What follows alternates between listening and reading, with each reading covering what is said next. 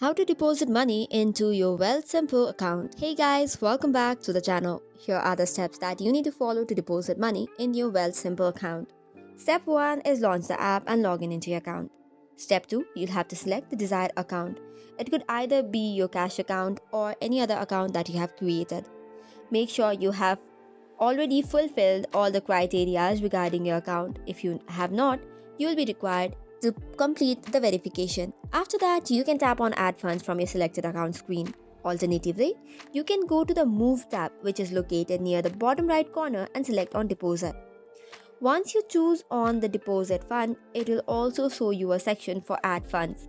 From there, you can select the account that you'd like to deposit money into. Next step is selecting the funding resource. You'll have to choose the bank account or funding source from where the deposit will be made. After that, specify the amount that you want to deposit and tap on Next. Double check the deposit details to ensure accuracy and submit the deposit to finalize the transfer.